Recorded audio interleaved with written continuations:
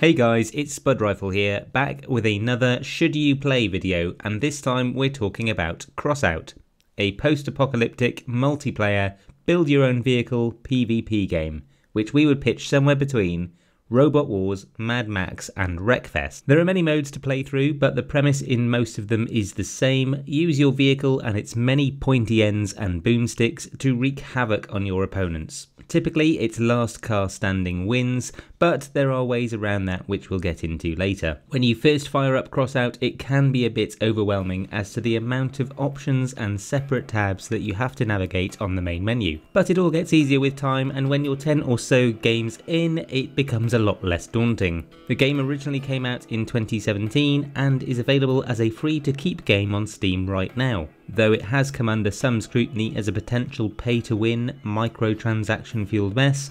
I believe that there's a lot of fun still to be had in playing Crossout, and me and the other guys at Flak Cannon Gaming gave it a go recently and had a real blast. In fact, I'd say it topped the list for the most enjoyable game of the weekend. So here we are with one of our mid-spec vehicles then. We call him Thomas the Flank Engine, named as such because of the blue paint in this game reminding me of the famous train of Sodor, which is a world that actually sounds quite post-apocalyptic in itself. Anyway, at only level 9, I think this guy is about as good as they come. I won't profess to be an expert builder though, as I've not played the game very long.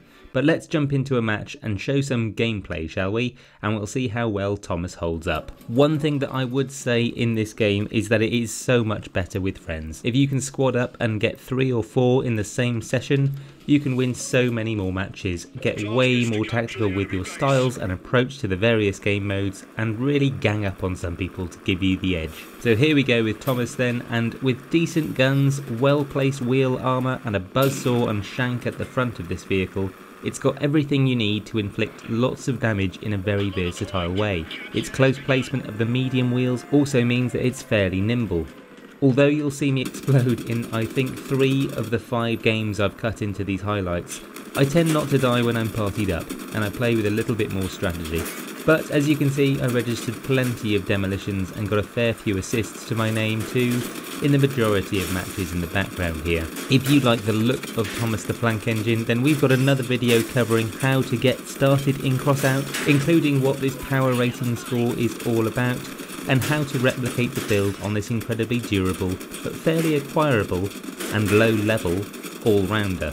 We'll link that video at the end. As for our verdict on this game then, and we'll be using the newly established tradition of these 5 factors to judge the game, and we'll start with how balanced the game is. We actually think that the matchmaking here feels fairly robust. You rarely see a completely lopsided lobby with all the strength on one team, but you will come up against vehicles that are a class or 2 above your power rating when you first start out. We'll give this a 4 out of 5. As to multiplayer friendliness, we've not embarked into the game chat on this game, nor do we see the point in doing so really.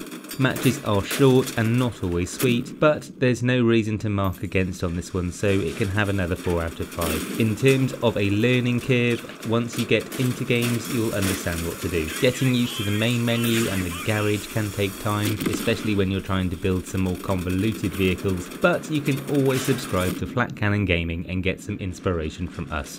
We'll give it a 3 out of 5 on the learning curve. As for pick up and play, well, this is an easy 5 out of 5 for me. It's a lovely game to play in between longer PvP or RPG games, and it breaks up those tired evenings with a hit of adrenaline very nicely. Matchmaking is quick, matches are quick, having fun is quick. We love it. Whether or not the game is consistently enjoyable, well, the jury is still out a little on this one, but we'd estimate you'll get around 20 to 40 hours of fun on this before it gets a little stale, and we're inclined to give another 3 out of 5 on this one, as we've not had too many shockingly bad matches, unless you've got your vehicle build horribly wrong and gone into a match without testing, but that one's on you.